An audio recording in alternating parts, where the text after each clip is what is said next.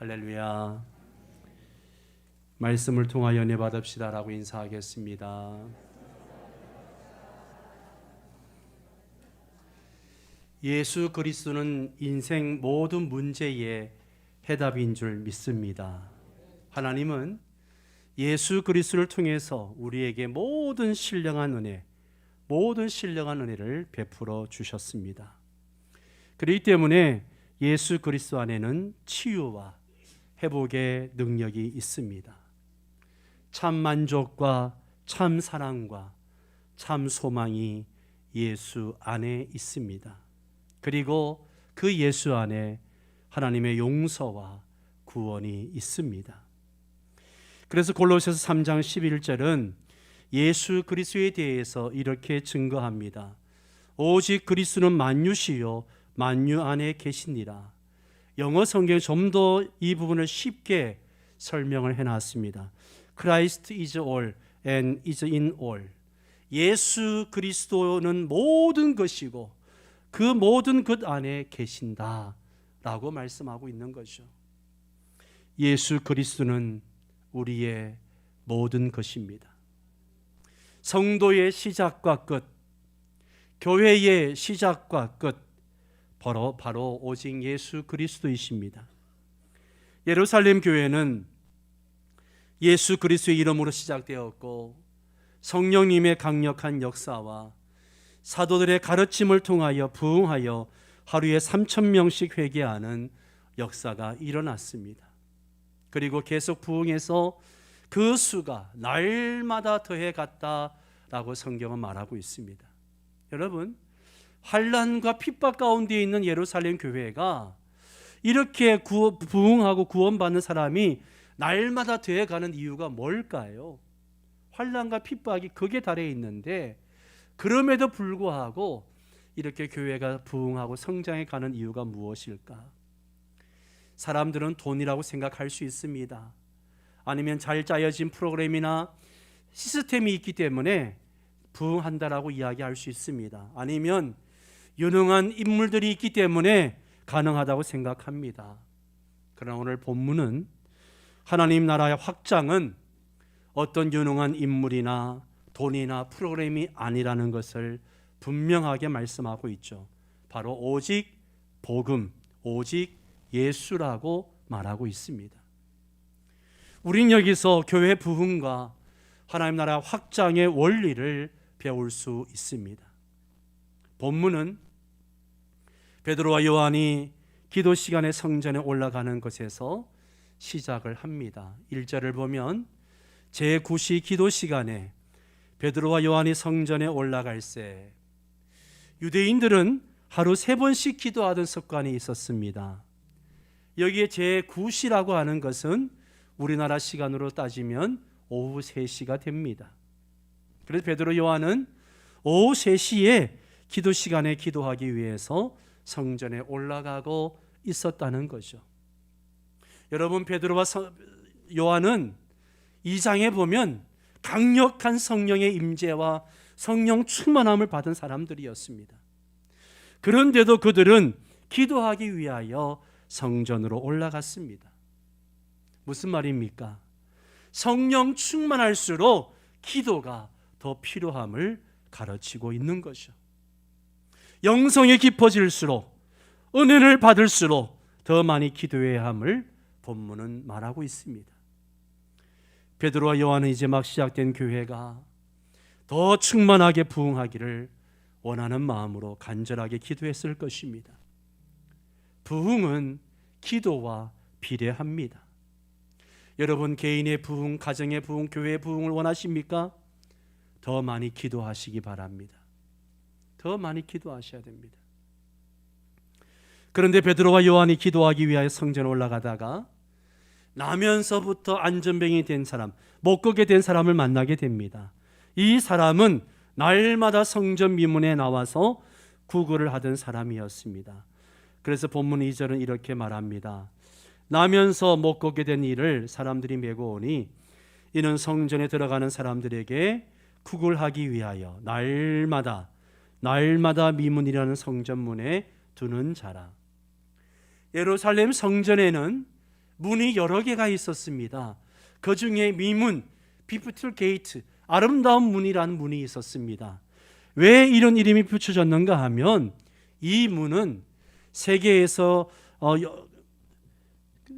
가장 질이 좋은 고린도 청동으로 만들어서 반짝반짝 빛나고 있었기 때문에 그렇습니다.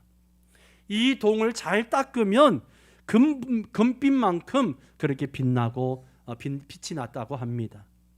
그러니 이 문이 얼마나 아름답고 화려했는지 우리가 짐작할 수 있겠죠.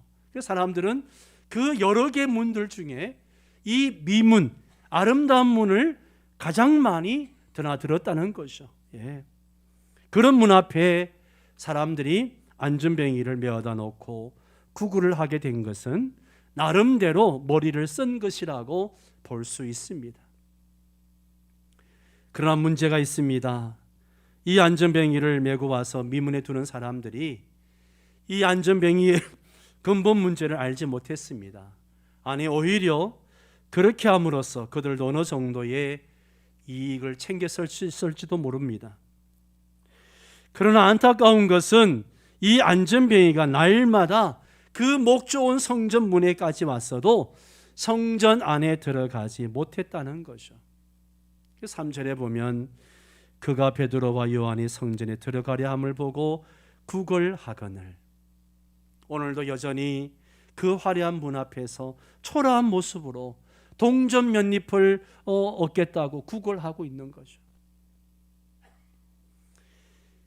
이런 안전뱅이를 본 베드로와 요한이 어떻게 합니까? 4절을 보니까 베드로가 요한과 더불어 주목하여 이르되 어떻게 해요? 우리를 보라. 우리를 보라. 여기에 두 개의 동사가 나오죠. 베드로와 요한이 주목하다. 주목하다. 헬라어로 아테니죠. 아테니죠. 뜻은 어떤 특별한 목적을 가지고 자세히 살피며 뚫어지게 바라보는 것을 얘기하죠. 여러분 지나가다가 구걸하는 사람이 있을 때에 뚫어지게 쳐다보십니까? 자세히 보십니까? 대부분 그냥 지나칩니다. 예.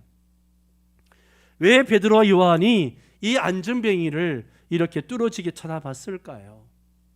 그 이유는 자기들에게 구걸하는 그 안전뱅이에게 무엇을 주어야 할지 알았기 때문이죠.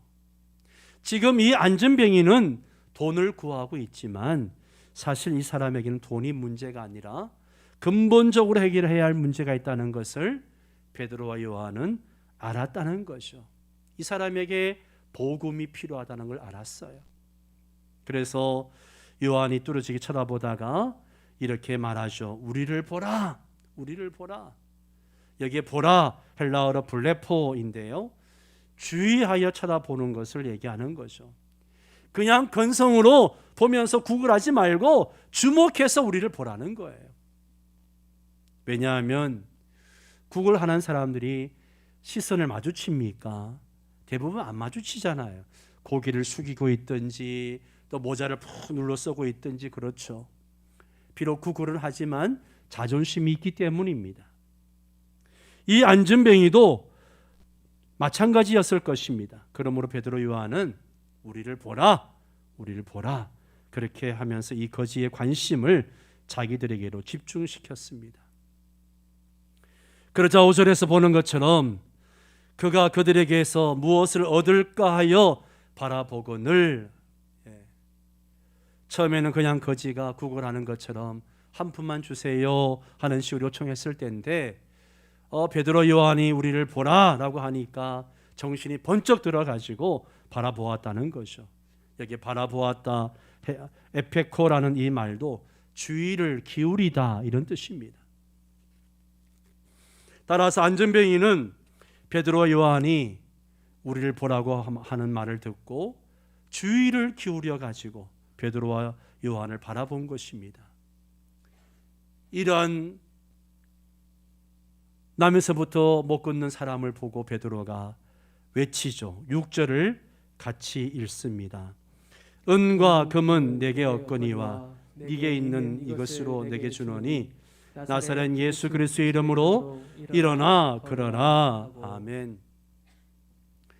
베드로는 지금 이 안전뱅이가 무엇을 구하는지를 알고 있었습니다. 은과 금이죠. 은과 금. 그게 있어야 당장 입에 풀칠을 하고 먹고 살 수가 있는 거죠. 그러나 그것으로는 이 사람의 근본 문제를 해결할 수 없다는 것을 알기에 나에게 은과 금은 없지만 내게 있는 이것을 네게 주노니 곧 나사렛 예수의 이름으로 일어나 걸어라, 그렇게 말하고 있습니다. 정말 베드로에게 동전 한두 푼이 없었을까요? 아무리 가난해도 동전 한두 푼은 있었을 것입니다. 그러나 베드로는 그것이 이 안전뱅이의 근본 문제를 해결하는 것이 아니라는 것을 알았기 때문에 은과 금은 내게 없지만 나에게는 예수 그리스도가 있다라고 이야기한 것입니다.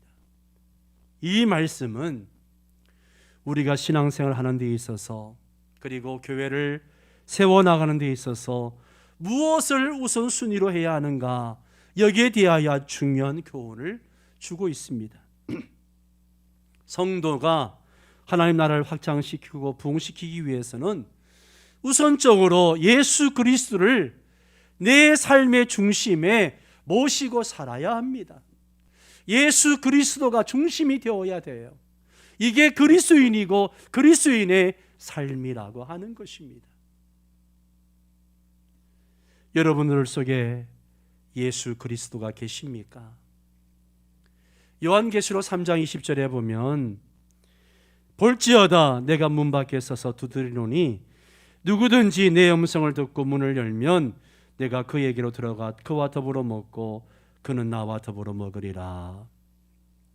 예수님이 눈에 보이지 않지만, 우리 손으로 만질 수 없지만 그분은 우리 속에 들어오셔서 우리와 먹고 마시고 우리와 함께 하신다는 거예요. 그러기 위해서는 우리가 할 일이 있어요. 그게 뭔가 하면 우리 마음을 여는 거예요. 우리 마음을 열고 예수님을 영접하는 거예요. 그런데 베드로는 이미 마음을 열었습니다. 그런 후에 비록 주님은 눈에 보이지 않고 손에 잡히지 않지만 베드로는 성령의 감동으로 주님께서 나와 함께 하시고 내 속에 그 하심을 그는 분명히 깨닫고 확신하고 있었습니다. 그렇기 때문에 담대하게 나에게 은과 금은 없지만 내게 있는 것, 내가 가지고 있는 것, 내가 믿는 것, 이 예수 그리스도의 이름을 너에게 전하노라. 일어나 걸어라. 그렇게 외치고 있는 거죠. 그러면 7절 상반절에 보십시오. 믿음으로 손을 내밀어서 그 오른손을 잡아 일으킵니다. 잡아 일으키니까 7절 하반절부터 보면 발과 발목이 곧 힘을 얻고 뛰어서서 걸으며 그들과 함께 성전에 들어가면서 걷기도 하고 뛰기도 하며 하나님을 찬송하니라고 했습니다. 안전뱅이가 치유받는 기적이 일어난 것입니다. 그래서 이 사람이 성전으로 들어가면서 걷기도 하고 뛰기도 하며 하나님을 찬양했습니다. 이 장면을 한번 그림으로 또 영상으로 한번 상상해 보십시오. 얼마나 감격스럽고 얼마나 멋진 장면입니까? 이 기적 사건은 초대교회 기사와 표적 중에서 가장 먼저 나오는 사건입니다. 성전 미문의 안전뱅이를 고친 이 기적은 돈으로 된 것이 아니에요. 어떤 프로그램이나 시스템에 의해서 일어난 것도 아닙니다. 오직 예수 그리스도의 이름으로 일어난 것입니다. 그리고 이 기적 사건을 통해서 초대교회는 더욱더 부흥하는 동기를 가지게 됩니다. 그래서 이 사건 이후에 사도행전 4장 4절에 보면 같이 읽습니다. 말씀을 들은 사람 중에 믿는 자가 많으니 남자의 수가 약 5천이나 되었더라. 아멘. 무슨 말입니까? 안전병의 치유 사건으로 인해서 사람들이 모여들기 시작했고 베드로는 그들에게 말씀을 선포했더니만 말씀을 들은 사람들이 막 회개하고 교회로 들어오는데 그 수가 남자만 5천 명이 되었다는 거죠. 그렇습니다. 하나님의 나라는 돈이나 프로그램이 아니라 예수 그리스도의 이름으로 나타나는 능력이 있으므로 견고히 세워져 갑니다.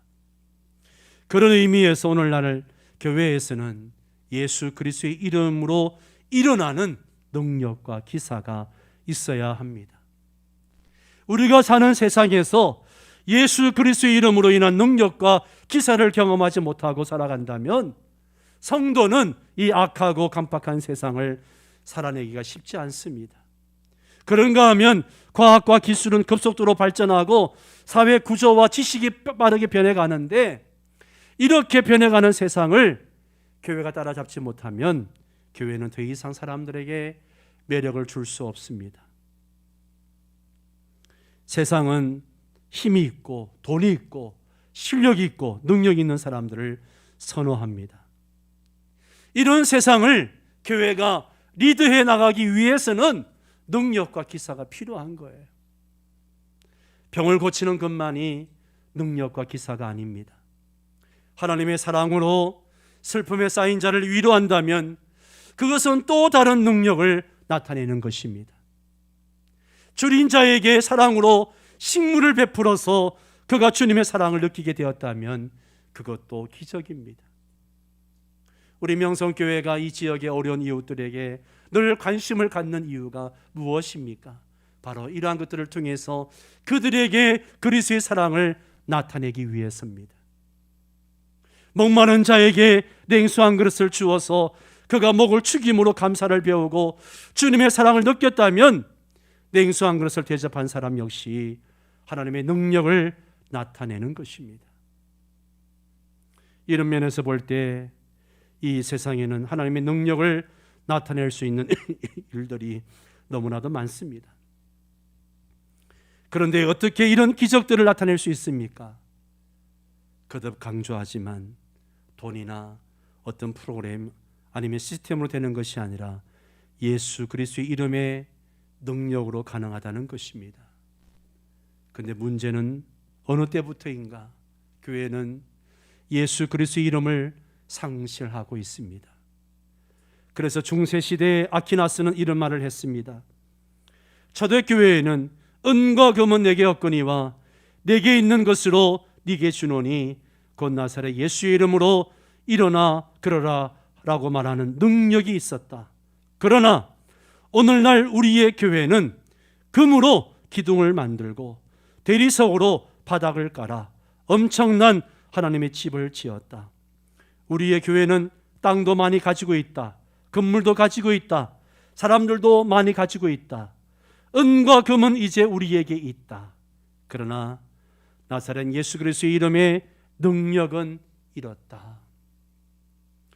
저는 아키나스의 이 글을 읽으면서 참 많은 슬픔에 잠기고 또 많이 마음이 아팠습니다.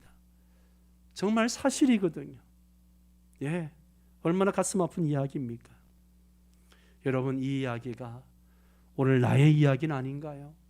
우리 교회 이야기는 아닌가요? 그런 면에서 오늘 사는 우리는 내가 가진 것, 우리 교회가 가진 것이 무엇인지를 한번 점검해 보아야 합니다. 나에게 돈, 건강, 지혜, 학식, 부유함 이러한 것들이 있다면 그것은 좋은 것입니다. 그러나 더 중요한 것은, 우리가 꼭 가져야 할 것은 바로 예수 그리스도의 이름입니다. 여러분 안에 예수 그리스도가 충만하십니까? 예수님만 생각하면 너무나 고맙고 감사해서 눈물이 나고 너무나 기쁘고 힘들다가도 예수님만 생각하면 벌떡 일어날 수 있는 힘이 있느냐 하는 거죠. 누가 힘들어하거나 아파하면 다른 무엇보다도 예수 그리스도 이름으로 찾아가서 위로하고 격려하고 도와줄 수 있어야 합니다. 오늘 본문의 베드로가 그랬습니다. 그래서 이 안진뱅이가 치유를 받았습니다. 미문에서 구울하던 이 사람을 예수 그리스도 이름인 복음을 듣고 돈으로 해결하지 못한 기적을 이 사람은 맛보았습니다. 그래서 그의 운명과 팔자 타령이 완전히 바뀌어 버렸습니다. 그런 기적을 경험한 안진뱅이는 이리 뛰고 저리 뛰면서 하나님을 찬양했다고 했습니다.